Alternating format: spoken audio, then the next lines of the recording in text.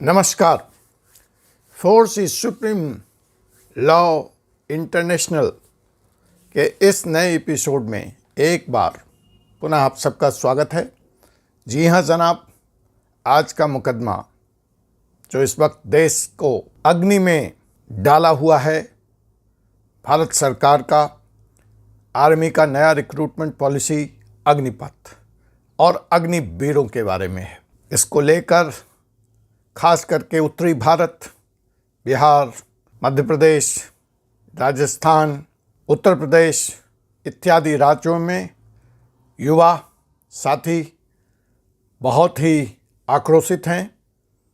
जगह जगह धरना प्रदर्शन जाम का कार्यक्रम चल रहा है। बड़ी भारी संख्या में रेलवे की संपत्ति को नुकसान पहुंचाया गया है।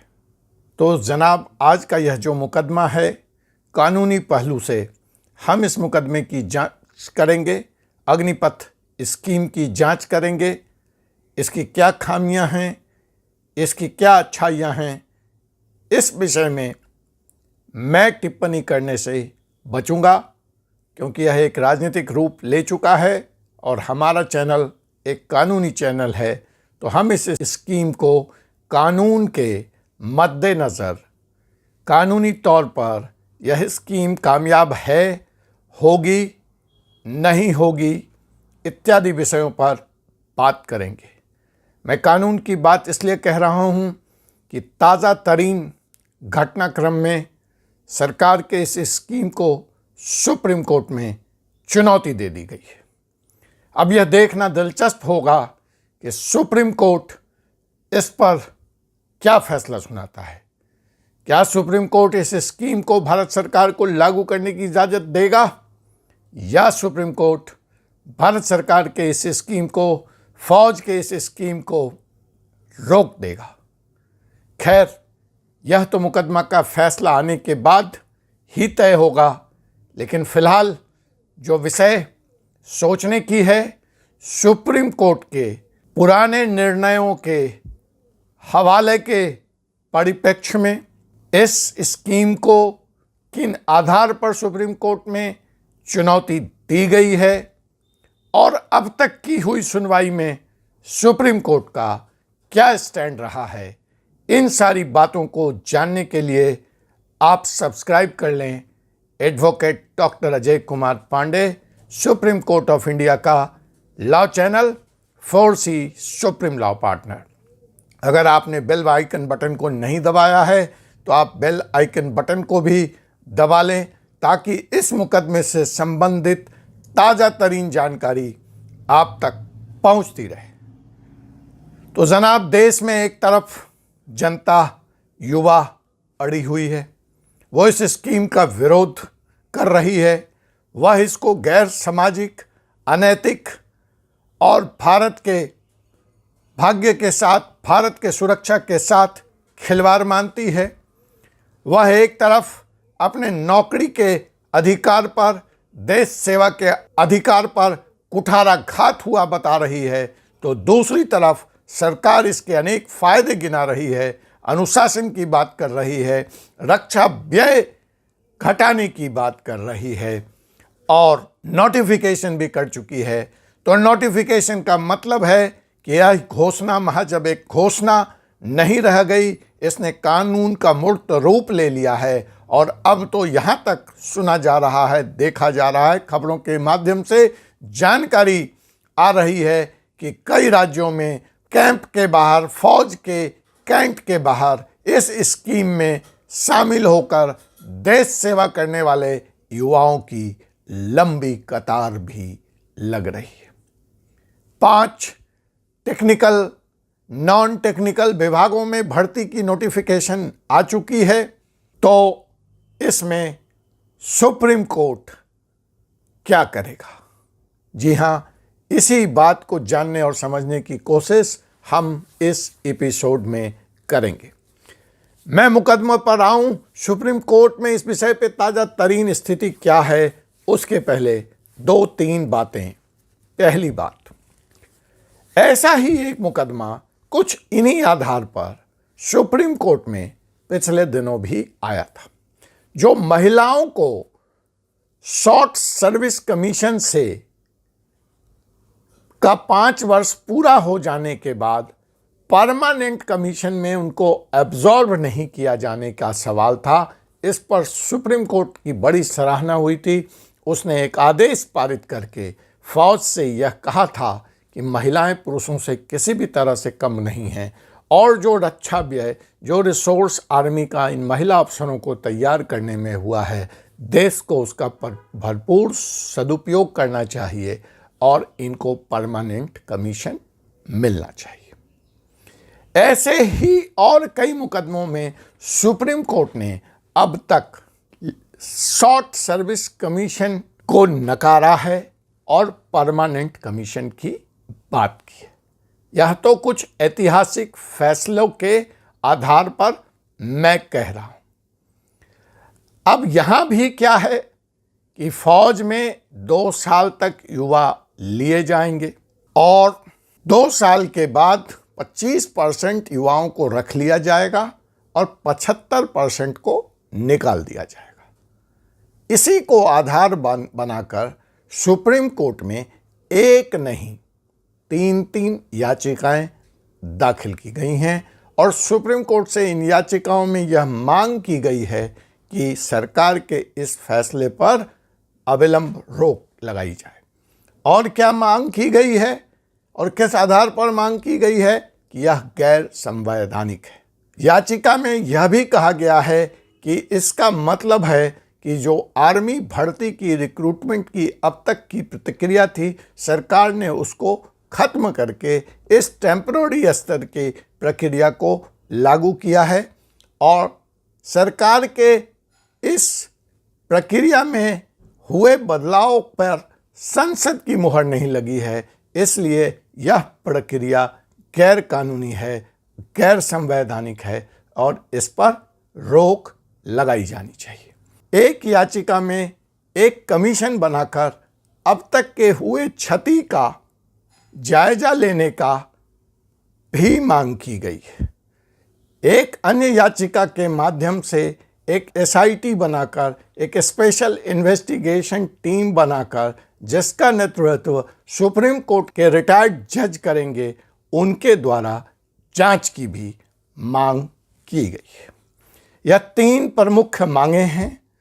सोमवार को यह याचिका सुप्रीम कोर्ट के वैकेशन बेंच के सामने आई थी और याचिकाकर्ताओं ने सुप्रीम कोर्ट के जस्टिस T रवि कुमार जी से यह अपील की कि वह इस पर अपना फैसला तुरंत दें। जो व्यवस्था है केस लिस्टिंग की सुप्रीम कोर्ट में, उसका हवाला देते हुए जस्टिस रवि कुमार ने यह कहा कि ऐसे मामले चीफ जस्टिस ऑफ इंडिया के सामने लिस्टिंग के लिए पेश किए जाते हैं और इन याचिकाओं को भी उन्हीं प्रक्रिया से गुजरना होगा और इसको वैकेशन बेंच के सामने लिस्ट किया जाएगा या उसके बाद लिस्ट किया जाएगा, इसका फैसला चीफ जस्टिस ऑफ इंडिया ही करेंगे। तो इसलिए फिलहाल सुप्रीम कोर्ट की तरफ से इस याचिका से संबंधित कोई भी फैसला आने से टलता हुआ दिख रहा है। यह फैसला कब आएगा, कब लिस्ट होगा, कब इस पर बहस होगी, ये सारी जानकारी मैं आपको अपने चैनल के माध्यम से देता रहूँगा।